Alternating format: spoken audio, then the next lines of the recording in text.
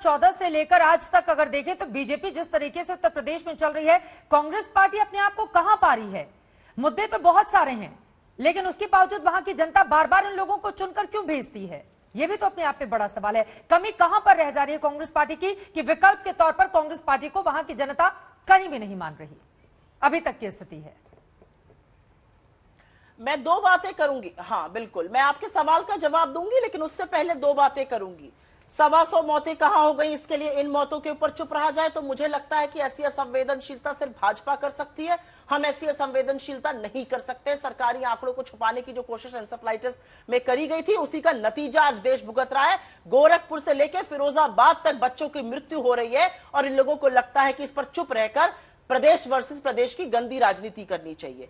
आप law and order की बात कर रहे हैं, आपको लोनी याद है, आपको आजमगढ़ याद है, आपको अभी हाल का कानपुर याद है, आपको सहारनपुर याद है, आपको मुरादाबाद याद है, आपको सिद्धार्थनगर याद है, जहां पर एक व्यक्ति को रिपोर्टिंग करने के लिए पिटवा दिया जाता है। आप उत्तर प्रदेश में उस कानून व्यवस्था की बात कर रहे हैं जहां पर एक पत्रकार को इसलिए देशद्रोही करार दिया जाता है क्योंकि वो ये दिखाता है कि मिर्जापुर में नमक रोटी बच्चों को मिड डे मील में मिल रहा था। अगर मुसहर घास खा रहे हैं, इसको दिखाने वाले को देशद्रोह का मुकदमे का सामना करना पड़ता है। इसको आप उत्तर प्रदेश का लॉ एंड ऑर्डर कह रहे हैं सुधांशु जी।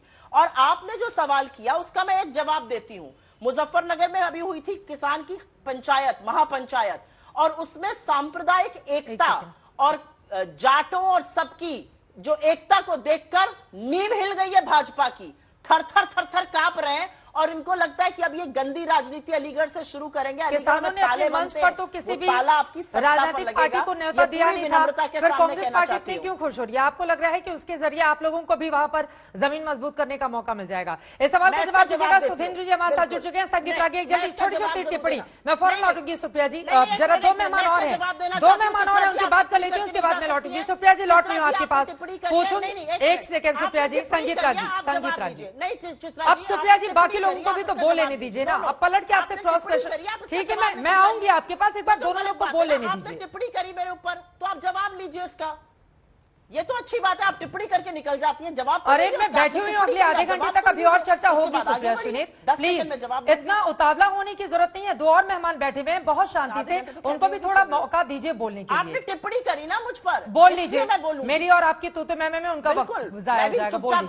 बोल लीजिए, बोलिए। मैं आपके साथ तूतू मैं नहीं कर रही हूं, मैं आपके साथ तूतू मैं नहीं कर रही हूं। मैं ये बता रही हूं, जब किसानों की महापंचायत होती है और जब जाट बंधुओं के सिर फोड़ने की बात भाजपा के मुख्यमंत्री करते हैं, पीठ तोड़ते हैं नेताओं की जो किसानों के साथ खड़े हैं, 600 किसानों की मौत पे मुंह पे दही जमा के बैठते हैं, और फिर आपको लगता है वो किसान आपको माफ कर देंगे। और किसानों की इस दुर्दशा पर आप क्या एक्सपेक्ट करती है कि विपक्ष चुपचाप बैठा रहे? किसानों की शहादत पर, किसानों के सम्मान में बोले भी ना। विपक्ष तो बोलेगा, सरकार से सवाल भी पूछेगा, सड़क पर उतरकर संघर्ष करना पड़ता है।